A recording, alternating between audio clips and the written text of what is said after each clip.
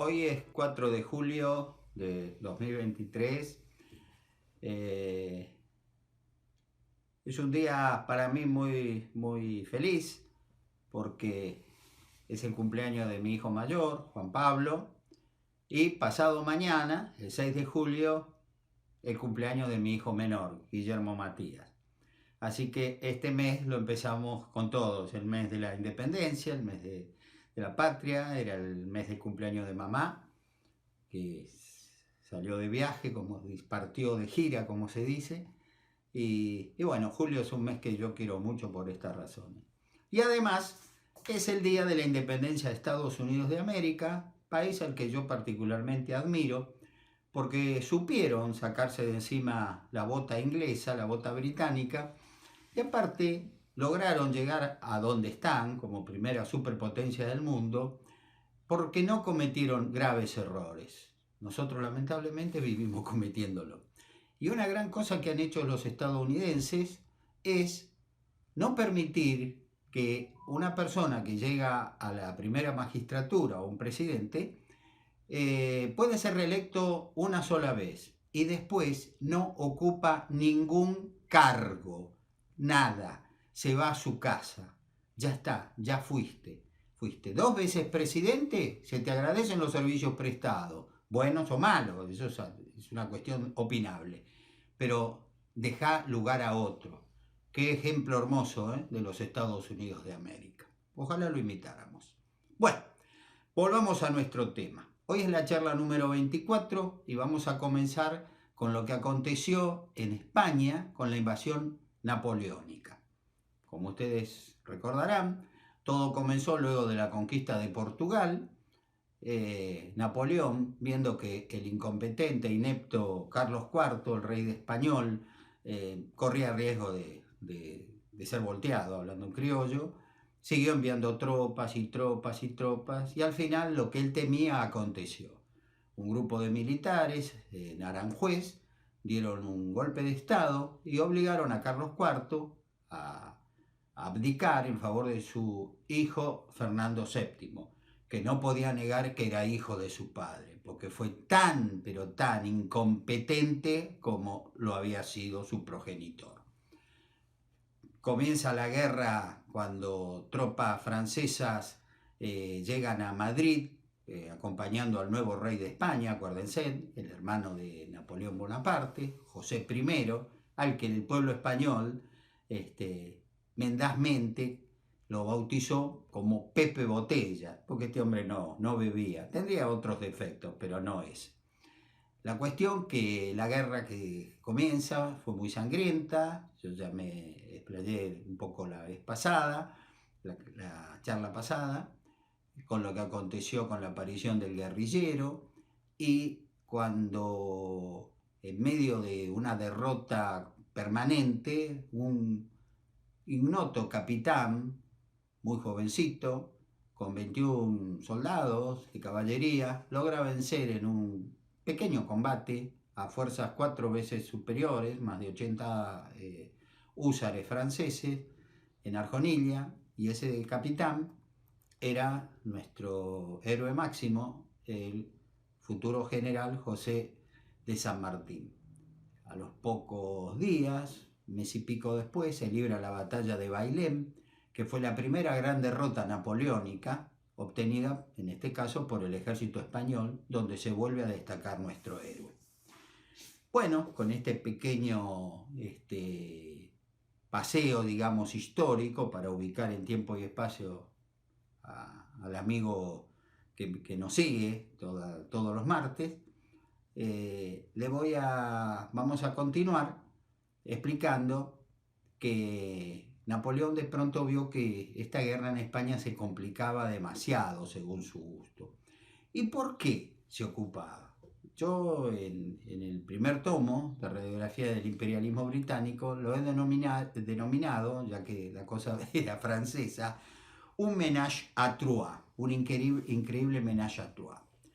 Aconteció que el comandante del ejército francés en España, el general Joaquín Murat, era cuñado de Napoleón, estaba casado con Carolina Bonaparte. Y como esta mujer, por el trabajo de su marido, estaba sola en París, aburrida, y bueno, qué sé yo, vaya a saber cómo fueron las cosas. La cuestión que empezó a ser frecuentada por el embajador austríaco, y a leer bien su nombre, Clemens Wenzel Nepomuk Lothar von Metternich. Parece que este hombre, gustos aparte, porque uno ve el retrato y dice, este bicho, pero bueno, fue un poco más que amigo de Carolina Bonaparte.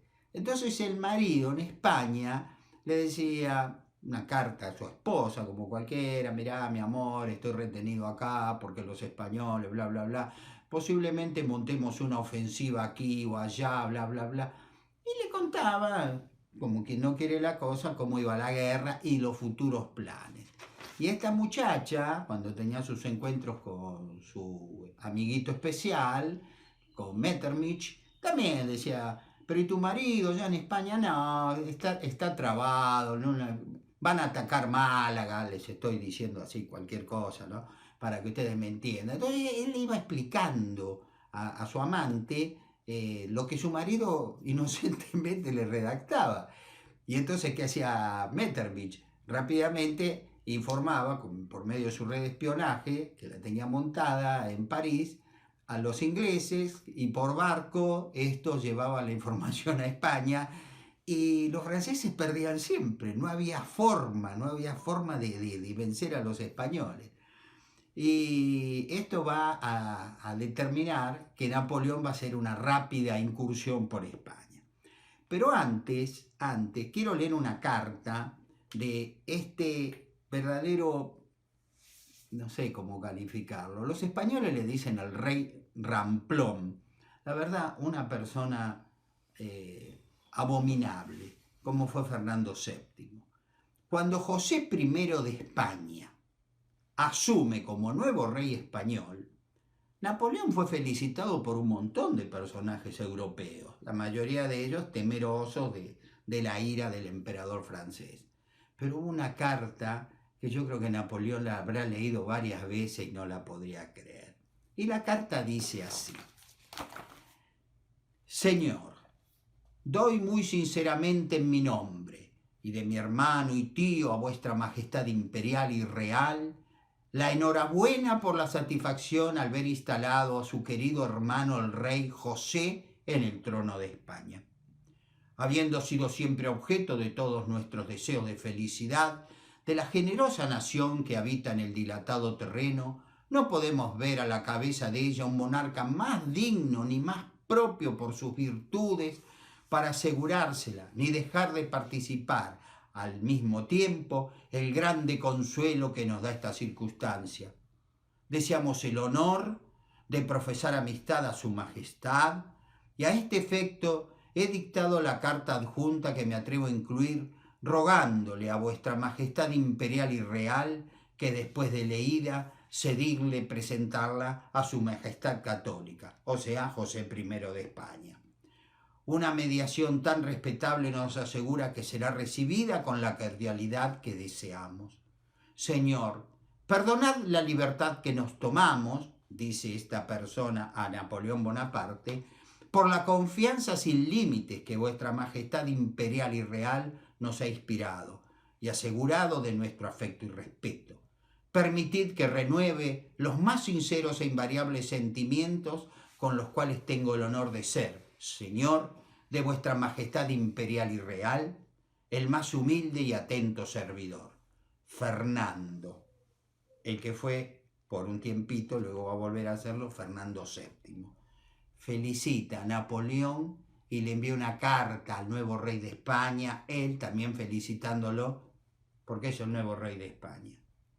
Sin comentarios. Sinceramente, supera toda la cuestión de, no sé, de alfombra humana que uno puede esperar. Permítanme el ejemplo. No sé si muy catedrático, pero verdaderamente fue así. Esto ocurrió. Esta es la historia, que quizás ustedes nunca la hayan sabido. Bueno,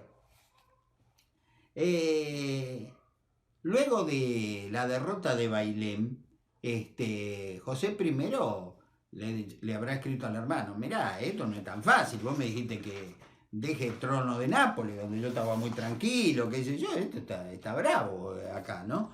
Entonces, encima me sacaste al mejor general, lo mandaste a Murat allá, a Joaquín Murat, el que su esposa Carolina Bonaparte le era infiel con Metternich, se va a Nápoles. Entonces, los franceses eran un desastre, perdían, porque encima apareció el guerrillero. Entonces, Napoleón habrá pensado, y mi hermano tiene razón, lo saqué a Murat, esto iba a ser un paseo, no hay ningún paseo, aparecieron esos malditos guerrilleros, la Petite Guerre, acuérdense que él fue el que los calificó despectivamente, pero luego debió reconocer que los guerrilleros fueron algo tremendo, que nunca lograron resolver. Entonces Napoleón dijo, me parece que tengo que ir para allá. Uno de sus mejores generales, Moncey y Jean Land, ¿no? Otro también, le decían, su majestad va a tener que venir para acá, ¿no?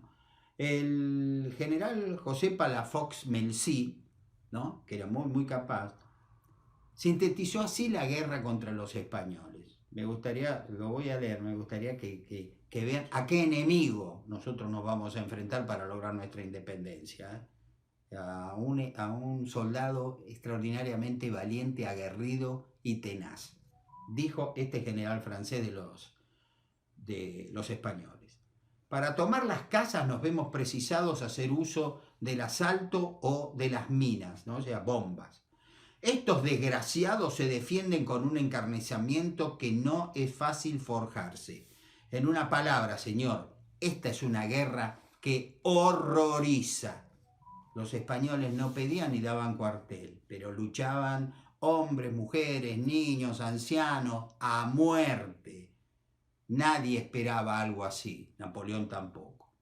La cuestión que Napoleón dice, tengo que ir, y cruza en los Pirineos con un poderoso ejército, y por algo fue el más grande militar de todos los tiempos, de toda la historia, pese a que los españoles lo enfrentan con gran valor, no logran vencerlo, y Napoleón en poco tiempo está en las puertas de Madrid, donde los españoles envían una delegación pensando que Napoleón iba a entrar. Entonces Napoleón entra, como dije, con un gran ejército, y bueno, era el genio de la guerra, y logra imponerse a los españoles, pese al valor con el que lo enfrentaron. Llega a Madrid, los madrileños están temerosos de que van a entrar saqueando, causando grandes desmanes en la capital, y entonces envían una comitiva a verle, a pedirle que, por favor, clemencia. Napoleón los recibe muy bien, dice, no, usted está mal informado, yo no soy ningún carnicero, acá no va a pasar nada. Es más, yo no pienso entrar en Madrid. Y se quedó, envió tropas por supuesto, pero él se quedó en las cercanías, en una especie de granja, un tiempo, y entre las cosas que les dijo a los españoles que sería bueno que ellos incorporaran, fue que terminaran con la Inquisición, y además les obsequió el Código Napoleón, un código civil muy adelantado para la época, del cual nosotros también abrevamos, el doctor Dalmacio Vélez Arfiel en su momento, para hacer el Código Civil argentino, la ley 340 que se hizo durante el gobierno de Domingo Faustino Sarmiento.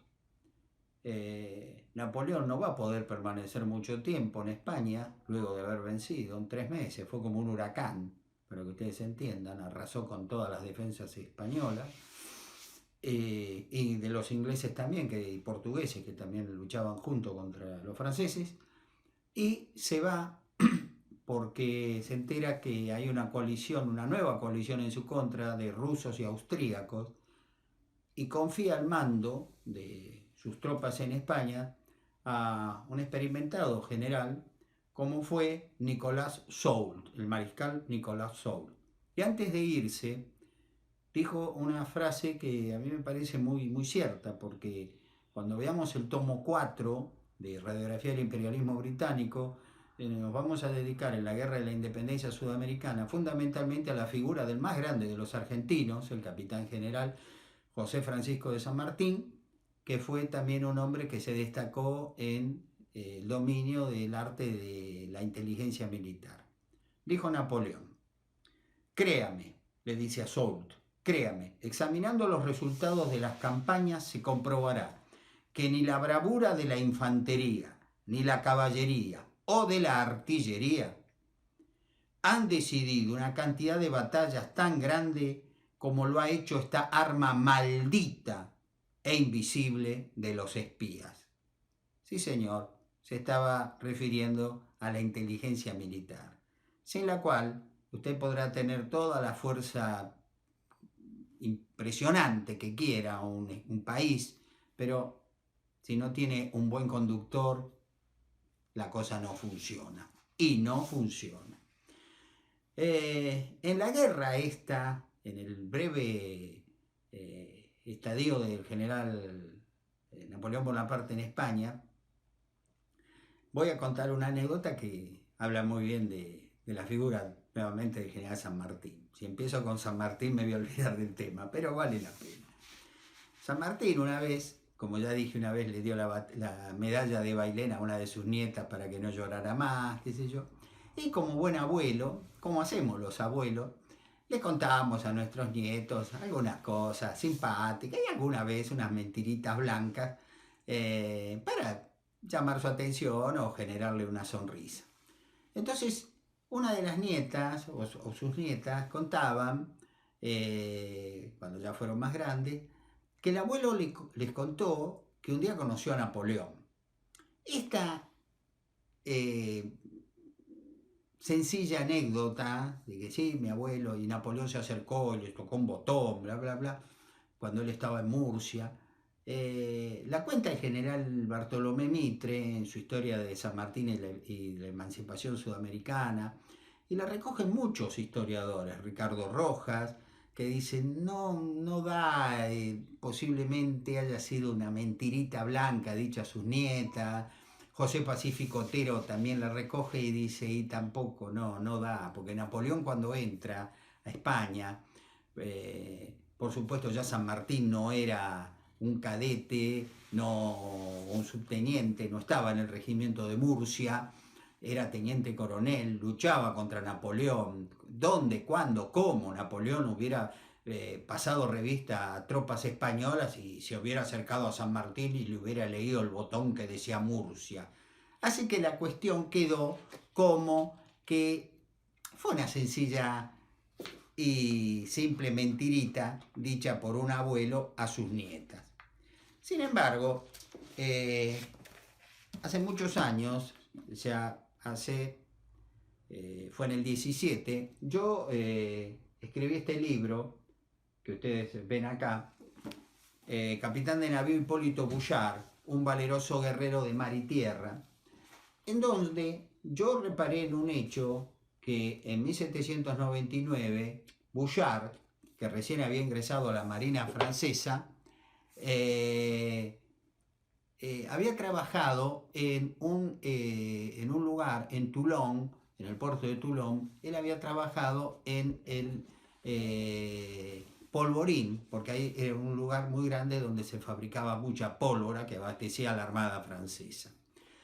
Y conociendo que San Martín, un año antes, en 1798, había ido con un barco en el cual estaba, se había incorporado voluntariamente a un barco Santa Dorotea de la Armada Española, y ese barco fue a Toulon a comprar pólvora. Eran aliados en ese momento, en 1798, de Francia.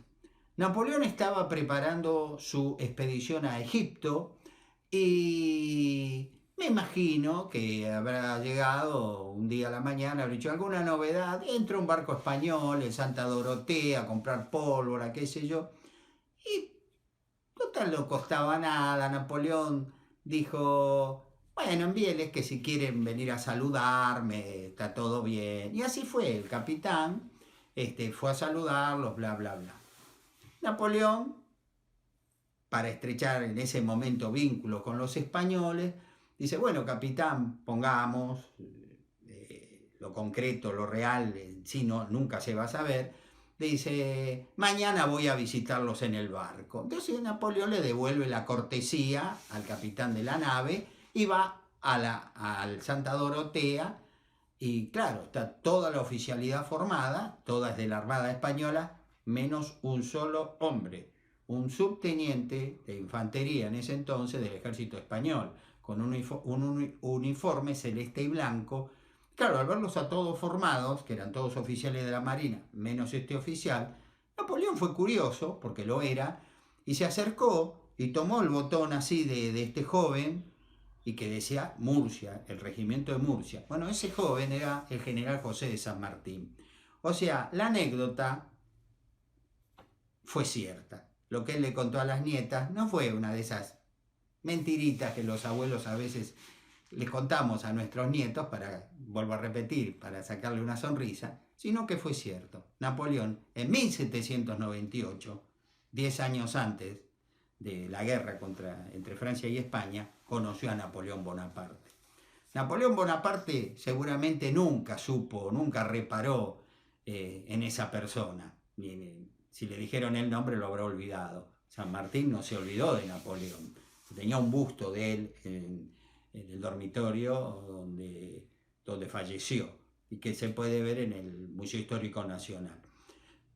Y lo que sí les puedo decir que Napoleón Bonaparte admiró lo que hizo el general José de San Martín al cruzar los Andes en 1817, porque gacetas británicas que estaban muy interesadas en la guerra de la independencia, como lo voy a explicar en su momento, la llevaron a la isla de Santa Elena, donde él estaba detenido en esa prisión, donde va a morir en 1821, y Napoleón, que sabía leer inglés, bueno, se enteró del cruce de los Andes, que por supuesto superaba largamente su cruce de los Alpes, y como militar, como buen militar que era, seguramente habrá admirado a ese ignoto para él general, un tal José de San Martín. Bueno, dicho esto, vamos a terminar esta parte del tema de la invasión napoleónica, porque va a quedar latente para la próxima charla. Napoleón llega prácticamente a las puertas de Sevilla. O sea, ahí donde estaba el gobierno, la Junta Gubernativa de Sevilla, que gobernaba España y sus dominios, o pretendía hacerlo, al menos, en nombre de Fernando VII, que estaba cautivo de Napoleón. Napoleón se retira y deja al general, como ya dije, Soult, el mariscal Soult, al mando de las tropas, y él se retira porque tiene que ir a pelear contra los rusos y los austríacos. España queda un poquitito, ¿no?, independiente, ¿no? Sevilla, Cádiz, ese pedacito nada más, la isla de León, todo lo demás ha sido ocupado por los franceses. Y ahí, desesperados como el agua le estaba llegando acá, ¿no?, se estaban ahogando prácticamente, el gobierno de la Junta de Sevilla invita a los distintos gobiernos indianos, o sea, a las mal llamadas colonias, a que envíen sus representantes, porque ellos tienen que oír todas las voces para defender a España de esta derrota inminente que están teniendo, ¿no?, frente a los franceses. ¿Qué vamos a hacer? Tenemos que huir, como hicieron los portugueses al Brasil, que se fue la corona, ¿se acuerdan? Los reyes. Que España no sabía qué hacer en ese momento, lo poquitito libre que estaba. Mientras que tras las líneas francesas los guerrilleros hacían lo imposible por mantener vivo el espíritu de combate. En ese momento se decide apostar, por inspiración de los ingleses, de los británicos fundamentalmente, a salvar la ciudad de Lisboa. Lisboa no puede caer, la han recuperado de la invasión napoleónica, no puede caer en manos nuevamente de Napoleón. Entonces ahí se instaura un sistema de defensa que se llamó de Torres Vedras, por unas serranías, en la que se va a instalar, curiosamente, una especie de gigantesco telégrafo que bueno, no sé si acá se va a poder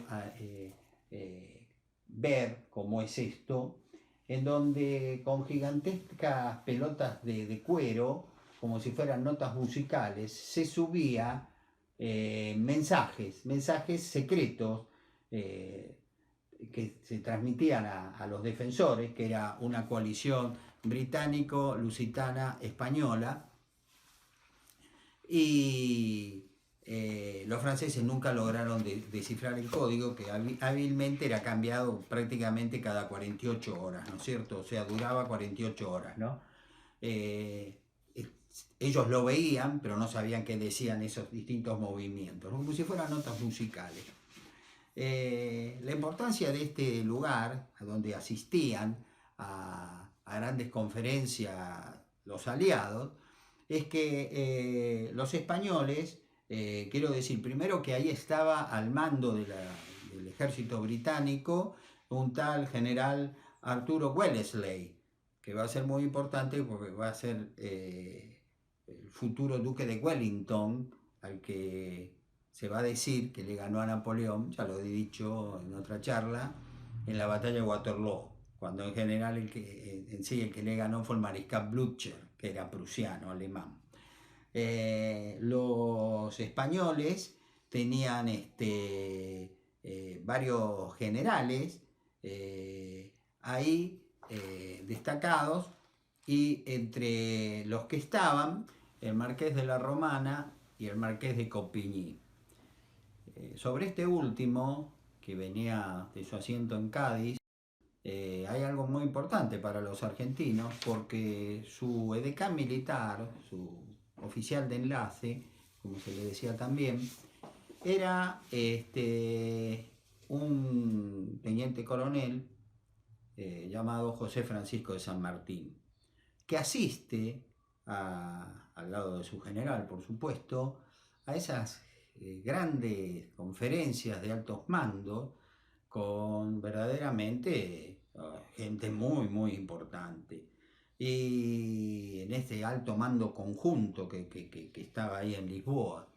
Y entre esa gente, miren lo que son las casualidades, estaba el general Guillermo, los generales Guillermo Carl Beresford, que comandó la invasión británica en 1806, el general Roberto Crawford, que combatió a órdenes de Whitlock en Buenos Aires en 1807, y el perjuro coronel Dennis Pack. ¿Se acuerdan que había le dieron su libertad diciendo no luchas más contra España en esta guerra? Y este hombre en 1807 volvió a luchar.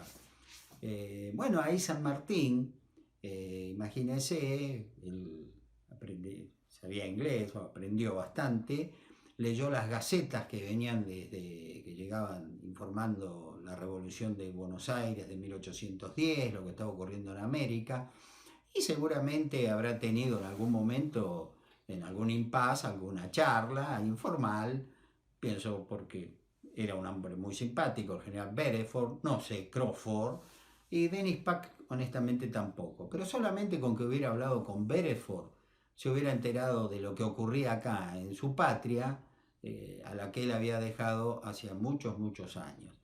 O sea, no solo aprendió de esa super academia militar, de los movimientos que había que hacer, ¿no? Como quien está en la universidad, sino que también supo lo que estaba pasando en su tierra natal, y eso lo va a decidir poco tiempo más tarde, en 1811, a pedir el retiro del ejército español y venir a luchar por la libertad de nuestras tierras. Tema al cual me voy a referir en próximas charlas, en los próximos tomos de este trabajo.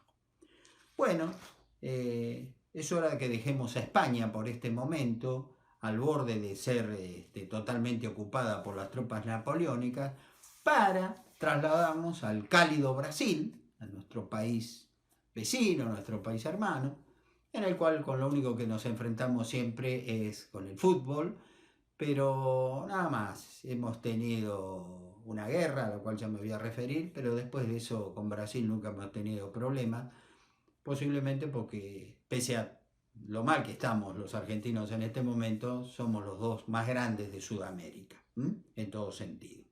Así que bueno, es hora de que volvamos ahora a ocuparnos de la familia real portuguesa, la que se escapó en 1808 de Napoleón, y qué pasa cuando llegan a Brasil.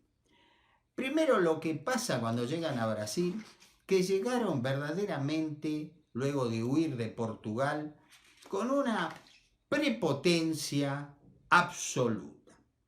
Y aparte trajeron sus pequeños grandes problemas, sus pequeñas grandes miserias, las trasladaron al Brasil.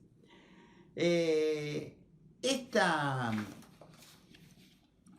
llegada de todos estos nobles al Brasil, vuelvo a repetir, fue algo que al principio los cariocas, los habitantes de Río de Janeiro, fue motivo de alegría. ¡Ay, está el rey con nosotros, el príncipe, la princesa! Todo era alegría. Los nobles, los chochos. Hasta que estos muchachos actuaron. ¿Y cómo actuaron? De la forma más despótica y arbitraria que ustedes pueden creer. Por ejemplo, los nobles al principio se alojaron donde pudieron, en hoteles, en posadas, que yo, no, pero momentito, yo soy un duque, yo soy un conde, yo soy un marqués, esto no puede ser. Hablaron con su majestad, fidelísima, como así se llamaba el rey de Portugal, con el regente más que nada, el príncipe Juan. Le dijeron, su majestad, ¿qué hacemos nosotros? ¿Dónde vamos a vivir? Y sí, tienen razón. Bueno, vayan, recorran la ciudad, y donde vean una casa bonita, van con mi gente, con mis tropas, y ahí nomás, tac, se la confiscamos al dueño. ¿Cómo? Sí, se la vamos a confiscar. Porque yo soy el rey, ¿no es cierto? El regente, el príncipe regente de Portugal. Perfecto. Entonces ahí va a nacer una broma que demuestra que aún en los momentos más angustiantes el ser humano siempre tiene capacidad para reírse, para mofarse de una situación incómoda y, en este caso, vuelvo a repetir, prepotente. ¿Qué hacían las tropas portuguesas, no brasileñas, portuguesas, llegadas con su majestad? Recorría la hermosa ciudad de Río de Janeiro. Yo tuve la fortuna de conocerla brevemente, un par de horas. Es preciosa, Río de Janeiro es preciosa. Y cuando veían una casa muy bonita, decía, esta puede ser para el marqués de no sé cuánto, el duque de no sé cuánto, el conde de no me acuerdo.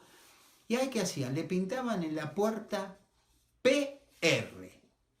PR. Todas las que decían PR, llamaban a los dueños y decían, bueno, por decisión del rey, usted nos tiene que vender la casa.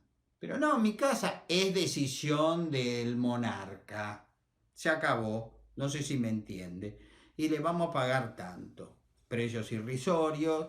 Y esta pobre gente, el dueño de la casa, la tenía que dejar a los nobles llegados de Portugal. Por eso, ustedes recuerdan ese viejo dicho criollo que dicen que la visita al tercer día se apesta, es como el pescado. Bueno, los brasileños ahí va a empezar a germinar algo que ellos nunca habían tenido, un sentimiento de independizarse de Portugal. Ahí comenzó, gracias a la prepotencia de esto. En la broma que hicieron los cariocas ante las casas PR, que es propiedad real,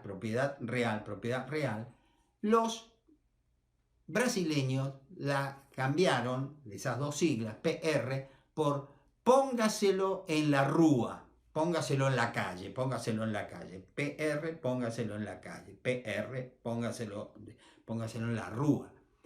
Y eso va a generar vuelvo a repetir, un sentimiento de encono latente que va a explotar 13 años más tarde con la independencia del Brasil. Portugal va a perder ese gigantesco dominio que era el virreinato del Brasil por la prepotencia con la que se comportó la Casa Real y todos los parásitos de la nobleza que lo acompañaron en su vida desde Lisboa, cuando Napoleón los invade. Ahí va a ocurrir también algo muy, muy increíble que va a influir en nuestra historia patria, como lo vamos a ver ya en el próximo capítulo, donde, bueno, en la charla número 25 vamos a empezar a hablar de la historia argentina, ¿no? De la Revolución de Mayo, y de ahí vamos a llegar a nuestros días.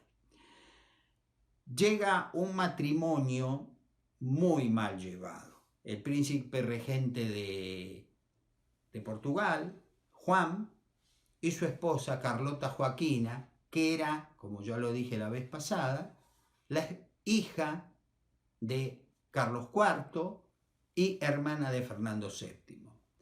Estos, Juan de Braganza y Carlota Joaquina de Borbón, se casaron cuando eran muy, muy jóvenes. Él tenía 18 años y su esposa, escuchen, y su esposa, Carlota Joaquina, 10 años de edad. Así se usaba en esa época.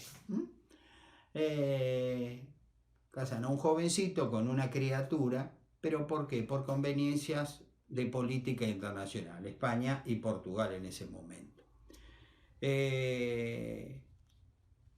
Pese a que fue un matrimonio por conveniencia y no se llevaron muy bien, aquí que en algún momento se llevaron bien porque tuvieron 9 hijos, ¿no? Así que, en fin, bromas aparte, esto va a ser muy, muy determinante la vida de esta mujer, que se la puede calificar, los autores brasileños la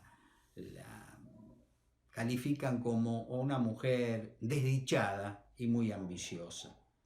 Escritores portugueses, historiadores portugueses le decían que era una arpía directamente, y que el simpaticón, el gordito, porque le decían gordito también, el príncipe Juan, era muy indolente y la mujer hacía cualquier cosa.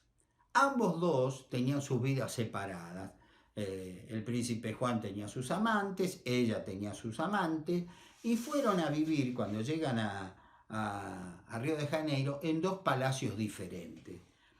Él se estableció en el norte de Río de Janeiro, en el Palacio San Cristóbal, y doña Carlota fue a vivir en un palacio del sur, que no era muy, muy conocido el lugar, el palacio ese no era gran cosa, un poco alejada, ella quería, cuanto más lejos de su obeso marido mejor, en el castillo de Botafogo.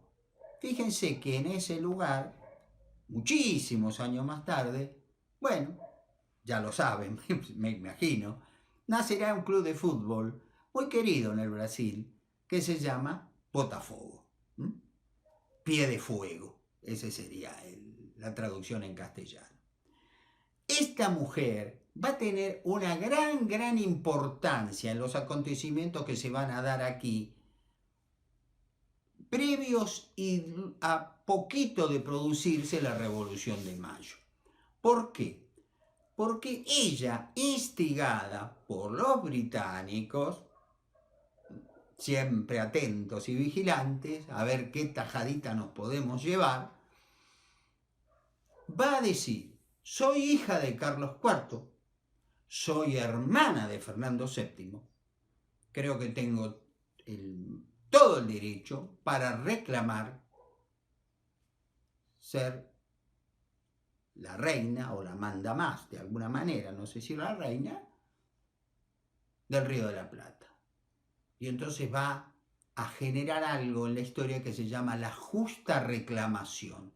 Yo reclamo esas tierras en nombre de mi padre y de mi hermano, que las tengo que gobernar yo. supuestamente en forma momentánea, pero a veces nosotros sabemos que lo momentáneo se transforma en eterno. La historia da 1000 ejemplos de eso. Doña Carlota Joaquina prepara una nota, un trabajo muy bien hecho por juristas, diciendo que ante la privación de la libertad, tanto de su padre, Carlos IV, y de su hermano, quien fue brevemente rey de España como Fernando VII, es ella quien debe gobernar estos territorios.